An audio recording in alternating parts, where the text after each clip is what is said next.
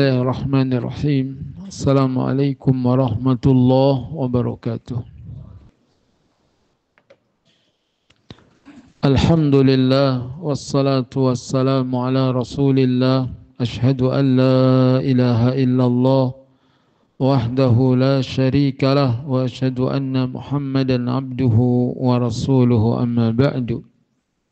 Allahumma aqsim lana min khasyatika ma tahulu bihi bainana wa baina ma'asik wa min ta'atika ma tuballighuna bihi jannatak wa min al-yaqini ma tuhawwinu bihi alaina masa'ib ad-dunya.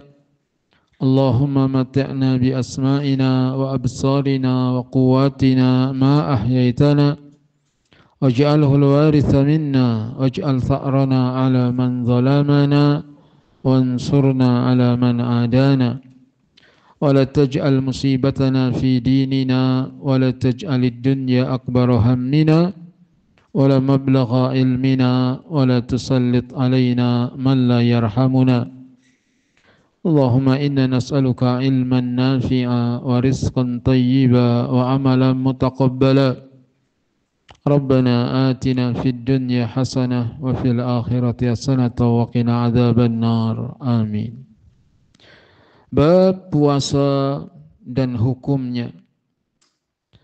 Allah Subhanahu wa taala berfirman, "Ya ayyuhalladzina amanu taqullah." Ya ayyuhalladzina amanu kutiba alaikumus siyamu kama kutiba alal ladzina min qablikum la'allakum tattaqun. Wahai orang-orang yang beriman, telah diwajibkan kepada kalian berpuasa sebagaimana puasa diwajibkan kepada umat-umat sebelum kalian agar kalian bertakwa. Rasulullah sallallahu alaihi wasallam bersabda, "As-siyamu junnatun." Puasa itu adalah perisai. Perisai dari api neraka dan perisai dari syahwat di dunia. Hadis muttafaqun alaih.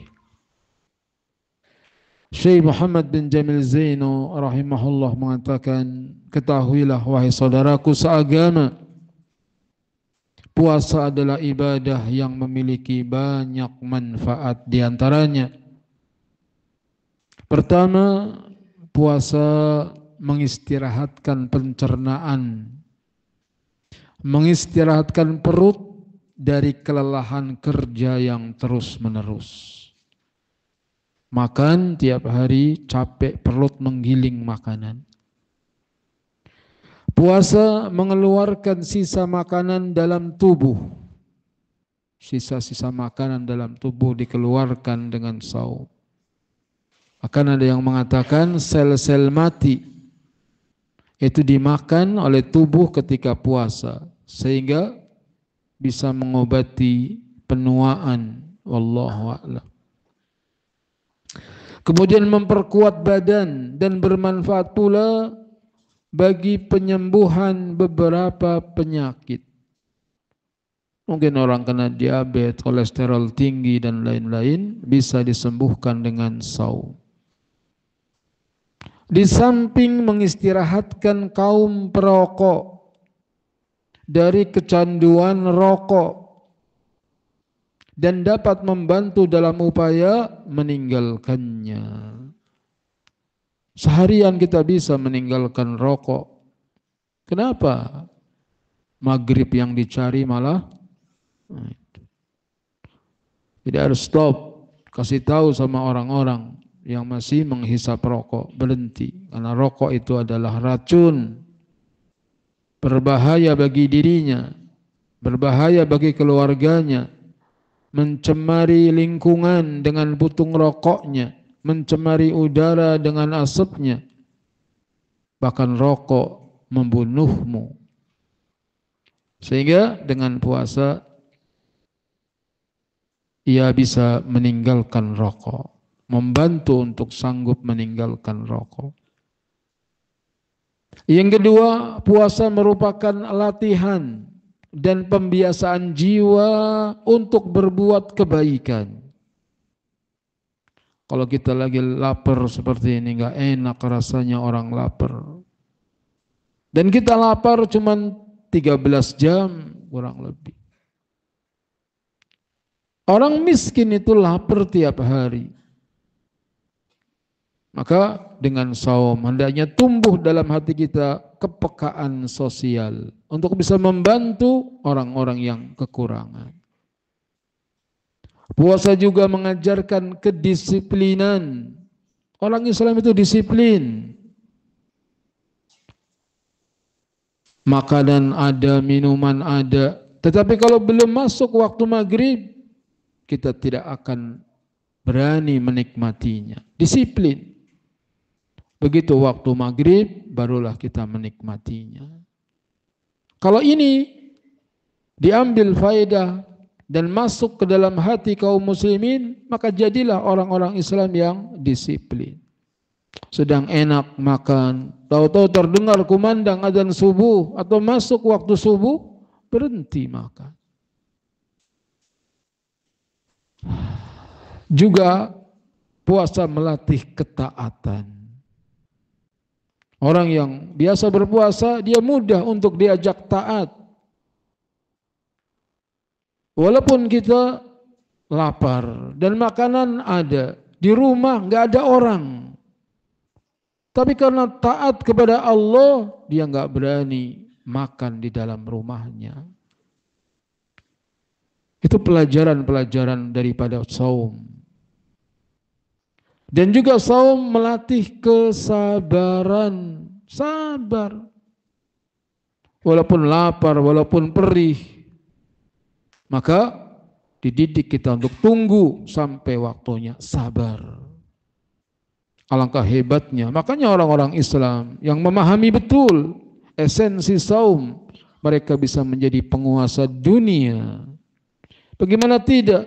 Orangnya senantiasa berbuat baik, hidupnya disiplin, maka keluarga-keluarga yang menjaga saum, anak-anak kecil umur 7 tahun di keluarganya dia selalu saum, umur 7 tahun sudah saum, walaupun belum wajib, maka bisa diajak disiplin.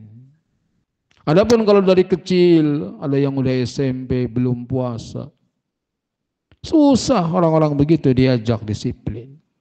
Dia akan disiplin apabila ada komandannya. Apabila tidak, dia akan melanggar. Karena dia takut diawasi manusia, tidak takut dengan pengawasan Allah, Tuhannya manusia. Yang ketiga, orang yang berpuasa merasakan adanya persamaan dengan saudaranya yang berpuasa. Ia berpuasa bersama, berbuka bersama, merasakan adanya kesatuan Islam yang menyeluruh. Sampai-sampai di Australia, di mana katanya, itu kalau buka puasa begini, oh umat Islam pada puasa bersama di depan masjid. Sampai orang Nasrani ada yang ikutan, ikut makan. Kebersamaan yang sangat indah. Dan merasakan lapar sehingga dapat ikut prihatin terhadap saudara-saudaranya yang mengalami kelaparan dan yang memerlukan pertolongan. Jangan rajin puasa tapi nggak punya kepekaan sosial, maka ini menunjukkan faedah puasa belum dia dapatkan. Jadi hikmahnya itu besar dan banyak. Bukan sekedar menahan lapar dan dahaga saja. Tapi ada pengaruh-pengaruh yang didapatkan bagi orang yang berpuasa. Yang keempat, Rasulullah SAW bersabda, "Man shoma Ramadhana imanan wa ihtisaban, ghufira lahu ma taqaddama min dambihi."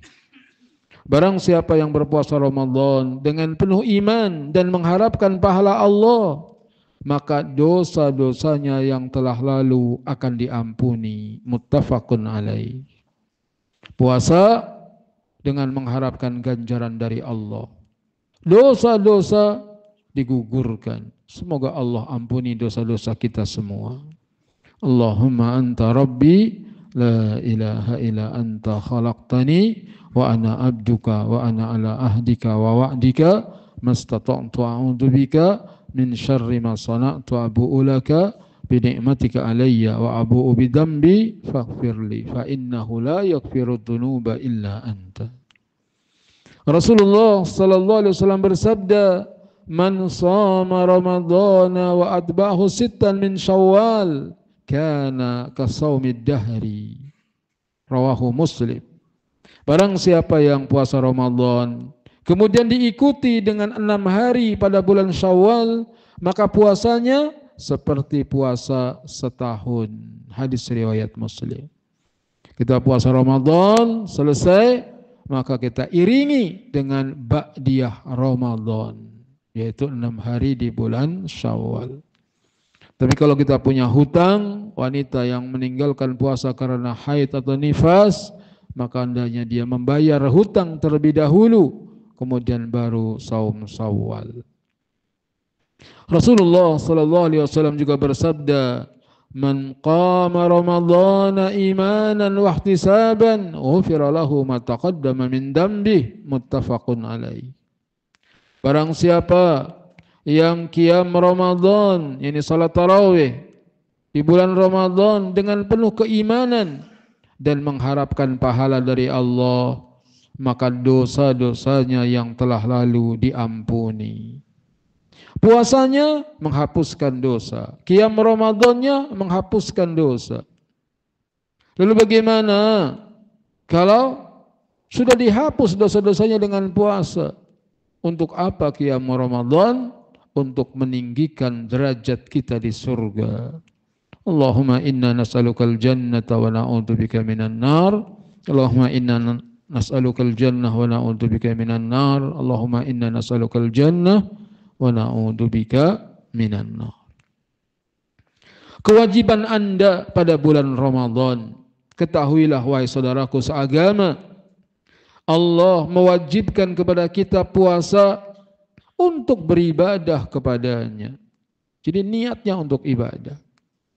Agar puasamu diterima oleh Allah dan bermanfaat, maka kerjakanlah hal-hal berikut ini.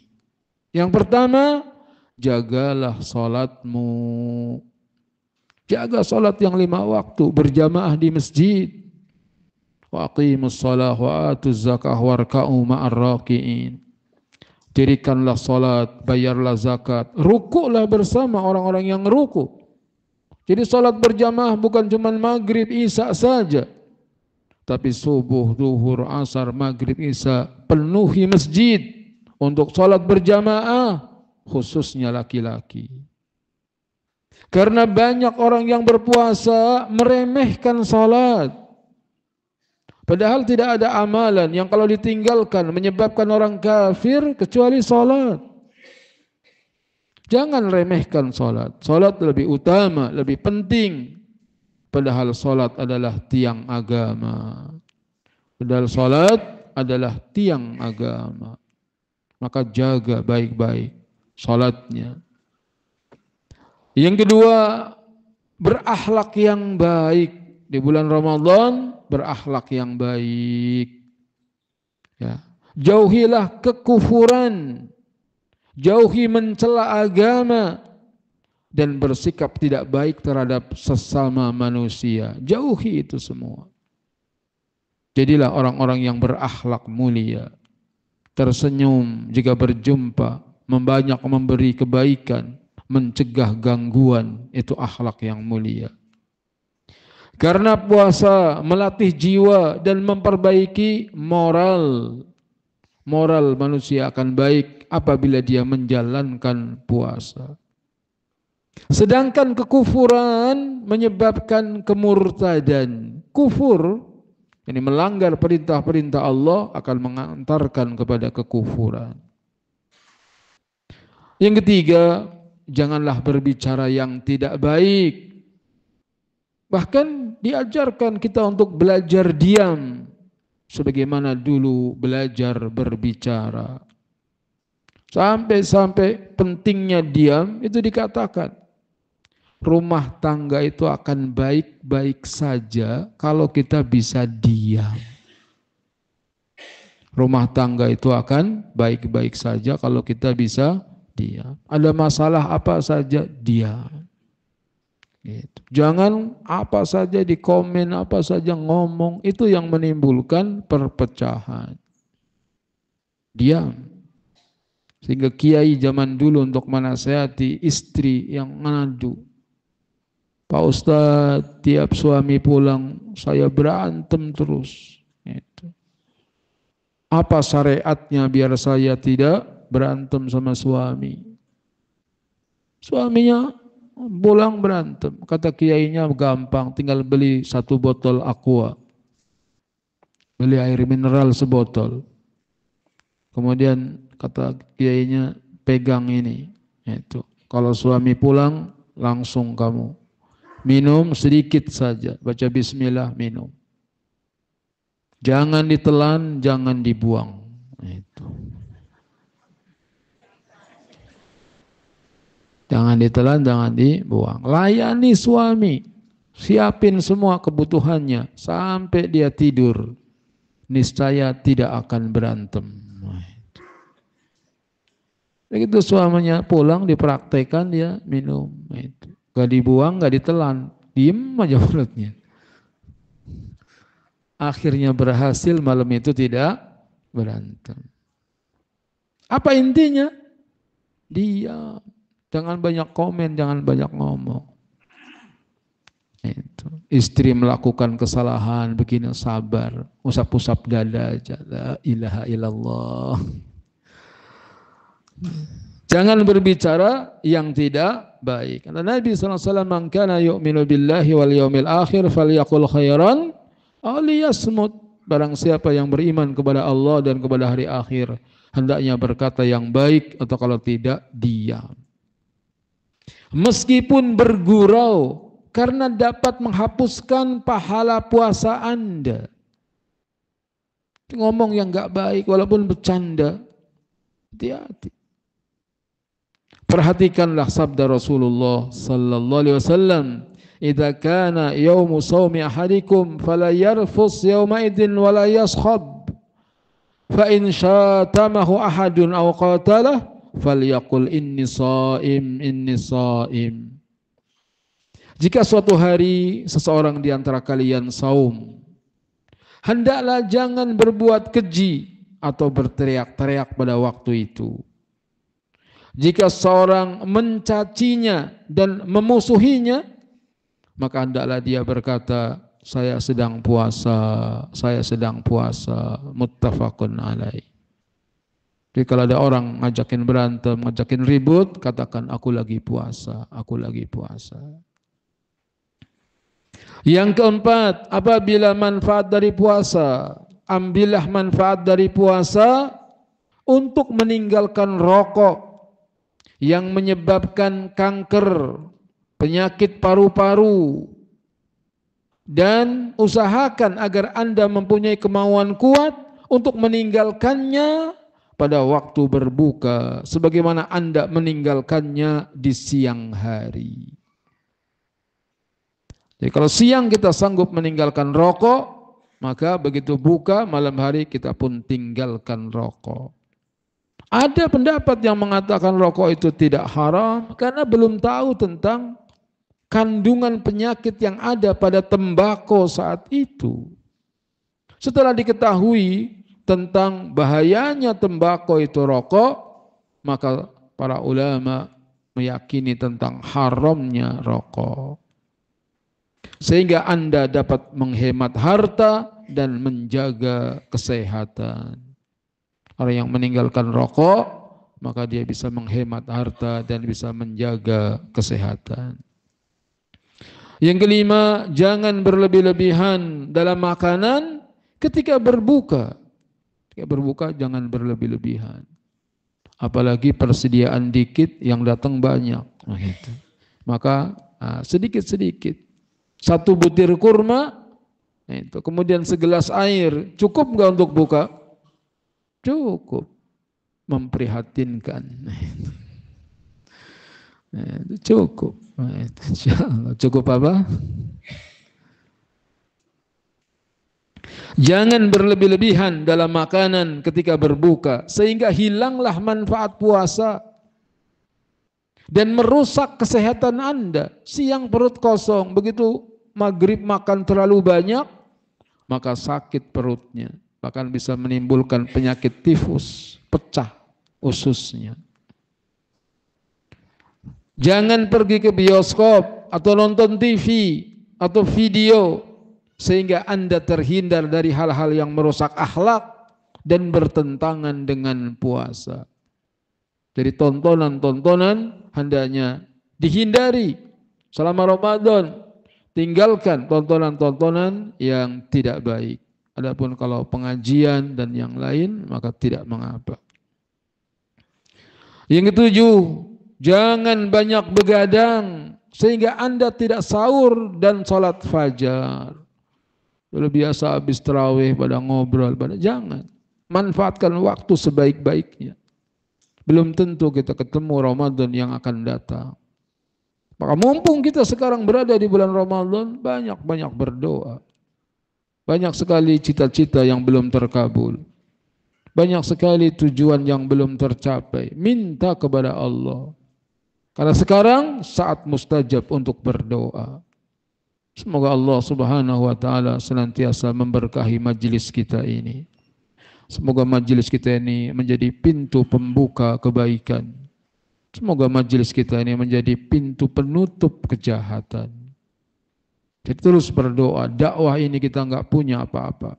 Harta enggak punya, ilmu minim, semangat juga lemah. Hanya dengan pertolongan Allah saja kita bisa berdakwah, bisa berjalan kajian. Terus minta tolong kepada Allah. Lalu hendaklah Anda mulai bekerja sepagi mungkin. Kalau kita punya pekerjaan, pagi, habis subuh, itu dikerjain semuanya. Habis makan itu habis salat subuh, misalnya ibu-ibu di rumah ada cucian dicuci, ada habis masak berantakan, dirapihkan, semuanya pagi. Rapih pagi-pagi sudah. Siang walaupun lapar sudah enggak ada pekerjaan lagi. Jangan ditunda-tunda. Sebab Rasulullah sallallahu alaihi wasallam bersabda, Allahumma barik li ummati fi bukuriha. Ya Allah, berikanlah kepada umatku berkah pada pagi hari mereka. Hadis riwayat Ahmad. Allahumma barik li ummati fi bukuriha. Ya Allah, berkahilah umatku pada waktu paginya. Yang kedelapan, perbanyaklah sedekah kepada sanak kerabat dan orang yang membutuhkan. Kalau kita punya kelebihan rizki, keluarga kita, berikan kepada mereka kelebihan harta kita. Dan Allah Ta'ala akan menggantinya. Harta yang kita berikan kepada saudara kita, pasti Allah akan ganti. Anfik ya ibna Adam, unfik alaih. Infak wahai anak Adam, akan diinfakkan kepadamu. Dan sedekah juga menghapuskan dosa-dosa. Inna sadaqata tudfi'ul khati'ata kama yudfi'ul ma'un nara. Sesungguhnya sedekah itu bisa menghapus kesalahan sebagaimana air yang bisa memadamkan api. Banyak sedekah kepada kerabat dan orang-orang yang membutuhkan. Kunjungilah sanak kerabat. Gak apa-apa silaturahim. Lagi puasa silaturahim, nganterin beras, nganterin lauk, nganterin duit. Itu. Maka itu termasuk daripada ibadah di bulan Ramadan. Itu. Rasulullah SAW tidak di masjid terus. Beliau di masjid terus 10 hari terakhir i'tikaf. Itu. Adapun selebihnya kita bisa berkunjung kepada kerabat. Dan selesaikanlah pertikaian di antara mereka. Kadang kita punya masalah, punya problem dengan saudara kita, selesaikan. Innamal mu'minuna ikhwatun fa aslihu baina akhawaykum wattaqullaha la'allakum turhamun. Sesungguhnya orang-orang mukmin itu bersaudara, maka damaikanlah di antara saudaramu. Takutlah kamu kepada Allah agar Allah merahmatimu. Adapun kesalahan saudara kita sama, kita juga banyak salah, kita juga banyak dosa. Maka yang lalu biarlah berlalu. Masalah yang lalu biarlah berlalu. Nggak taunya masalahnya lalu lalang. Nah, itu. Semoga Allah hilangkan permasalahan itu. Yang kesembilan, perbanyaklah zikir kepada Allah. Subhanallah, walhamdulillah, wala ilaha illallah, wallahu akbar. Subhanallah, walhamdulillah, wala ilaha illallah, wallahu akbar. Terus diulang-ulang. Subhanallah, walhamdulillah, wala ilaha illallah, wallahu akbar. Kemudian perbanyak membaca Al-Quran dan mendengarkannya, menghayati maknanya. Jadi baca Quran dengan dihayati maknanya. Itu yang dilakukan oleh para sahabat. Sampai-sampai Abdullah bin Abbas radhiyallahu anhuma mengatakan, aku membaca idza zulzilatil ardu zilzalaha dan al-qari'ah, dengan mentadaburinya lebih aku sukai daripada membaca Al-Baqarah dan Ali Imran tanpa mentadaburi. Jadi ringkas saja, idza zilzilatil ardu zilzalaha, ditadaburi, direnungi. Itu lebih disukai oleh Abdullah bin Abbas daripada membaca Al-Baqarah, Ali Imran tanpa tadabur. Qala Ibnu Abbas radhiyallahu anhuma, la an aqra'a idza zulzilati wal qari'ah atadabbaruhuma ahabbu ilayya min aqra' al-Baqarata wa Ali Imran tahdziran. Kata Ibnu Abbas radhiyallahu anhuma, sungguh aku membaca idza zulzilat dan al-Qari'ah, aku mentadaburi keduanya, lebih aku sukai daripada membaca Al-Baqarah dan Ali Imran dengan cepat. Wa qala Ibnu Mas'ud radhiyallahu anhu, man arada ilmal awwalina wal akhirin falyatadabbaril Qur'an. Barang siapa yang menginginkan ilmu orang terdahulu dan ilmu orang belakangan, hendaknya dia mentadaburi Al-Qur'an. Qala Ibnul Qayyim rahimahullah, Imam Ibnul Qayyim rahimahullah berkata, fa qira'atu ayatin bitafakkuri wa tafahumi khairun min qira'ati khatmatin bighairi tadabburin wa tafahumin. Membaca satu ayat dengan dipikirkan dan dipahami lebih baik daripada membaca Al-Quran khatam tetapi tanpa tadabbur, tanpa pemahaman. Wa anfa'u lil qalbi, membaca Quran dengan tadabbur lebih manfaat bagi hati. Wa ad'a ila husulil iman, dan lebih mendorong untuk sampainya keimanan. Wa halawatul Quran, dan juga manisnya Al-Quran. Walhasil membaca untuk mendapatkan pahala satu huruf 10 kebaikan, maka boleh, bagus. Tetapi tidak sepantasnya umat Islam hanya membacanya tapi tidak memahami isinya. Karena tujuan diturunkannya Al-Quran adalah hudal linnas, hudal lil muttaqin, sebagai petunjuk bagi manusia, sebagai petunjuk bagi orang-orang yang bertakwa. Bisanya menjadi petunjuk kalau kita membacanya dan merenunginya, mentadaburinya, baca terjemahnya, baca. Paham dengan terjemah, alhamdulillah. Enggak paham, baca lagi tafsirnya agar kita paham. Bahkan di antara salaf ada yang menangis ketika baca Quran. Kenapa engkau menangis? Aku memahami perumpamaan yang ada dalam Quran, tapi lama aku memahaminya, aku enggak paham. Sedangkan Al-Quran itu sebagai petunjuk bagi orang-orang yang berilmu, yang bisa memahaminya. Berarti aku ini orang yang tidak berilmu. Dia menangis. Satu ayat dia baca, enggak paham isinya, nangis. Kita baca banyak, enggak paham semuanya, bangga. Bukan menangis, bangga. Wah, udah 2 kali khatam, 3 kali khatam. Salaf membaca satu ayat enggak paham, nangis. Sedih, kenapa saya enggak paham ini? Sekiranya kita mau memahaminya, belajar, insya Allah Setiap niat ada jalannya. Semoga Allah memberikan kemudahan kepada kita. Allahumma inna nas'aluka ilman nafi'a wa rizqan thayyiba wa amala mutaqabbala. Rabbi zidni ilma warzuqni fahma. Dan laksanakanlah perintah-perintahnya. Laksanakan perintah-perintahnya. Sudah tahu perintahnya, maka amalkan. Abu Dahdah membaca firman Allah Ta'ala, man dalladhi yuqridullaha qardan hasanan fayudha'ifahu lahu ad'afan katsira wallahu yaqbidu wa yabsutu wa ilaihi turja'un.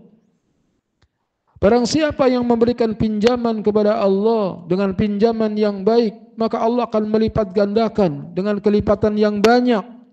Allah yang melapangkan dan yang menyempitkan rizki, dan kepadanya lah kita akan kembali.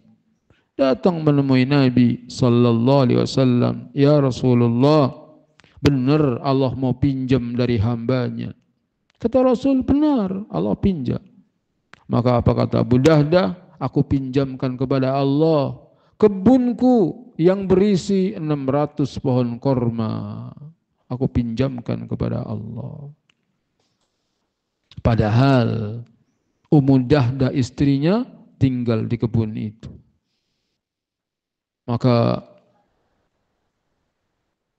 Nabi SAW mengatakan betapa menguntungkannya perdagangan Abu Dahdah. Abu Dahdah pulang lalu memanggil istrinya, wahai Ummu Dahdah, keluarlah, sesungguhnya kebun ini telah aku pinjamkan kepada Allah. Maka kata Ummu Dahdah, betapa menguntungkannya perdaganganmu wahai Abu Dahdah. Lalu Ummu Dahdah pun merapihkan perabotannya lalu mengajak anaknya keluar. Itu dia serahkan semua kepada Allah.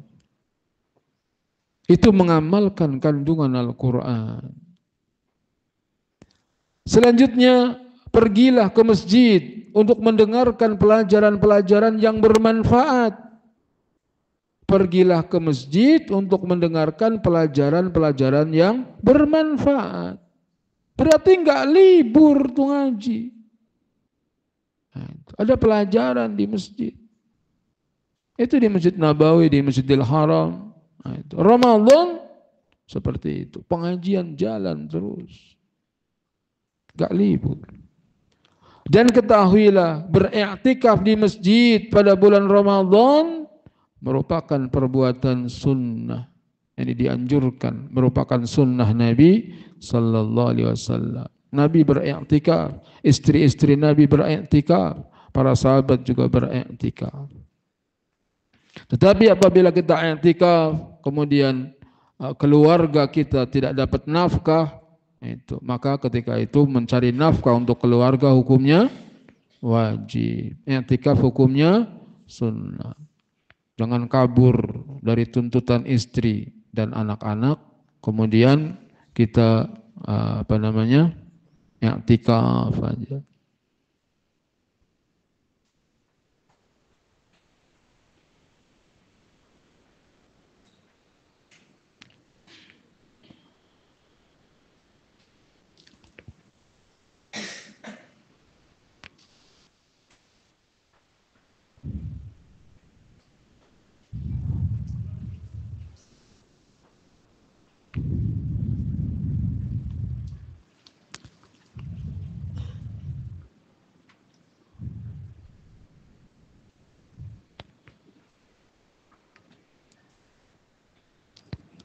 Jadi mencari nafkah hukumnya wajib, sedangkan i'tikaf hukumnya sunnah. Jangan kita sibuk untuk mengerjakan yang sunnah, meninggalkan yang wajib. Bacalah tulisan-tulisan tentang puasa dan hal-hal lain untuk mengetahui hukum-hukumnya. Puasa ini perlu belajar hukum-hukum puasa. Tiap tahun diulang-ulang, tapi seringkali lupa lagi. Fadzakir fa inna dzikra tanfa'ul mu'minin. Sehingga Anda mengetahui bahwa makan dan minum karena lupa tidak membatalkan puasa. Kita bisa tahu hukumnya kalau kita makan, minum, karena lupa puasanya sah. Juga bahwa jinabat pada waktu malam tidak menghalangi puasa. Malam bercampur suami istri, kemudian tidur. Begitu bangun, menjelang subuh, 10 menit lagi mau adzan subuh. Mandi dulu apa sahur dulu? Pinter ya. Makan sahur dulu, baru nanti mandi untuk salat subuh. Meskipun tetap wajib menghilangkan jenabat untuk bersuci, kemudian salat subuh. Ini pelajaran-pelajaran seperti ini harus. Kalau orang nggak ngerti, dikiranya saum itu harus dalam keadaan suci. Begitu masuk subuh, aduh saya belum junub nih, belum mandi. Kalau saya sudah junub belum mandi, kemudian mereka nggak puasa. Keliru, tetap puasa.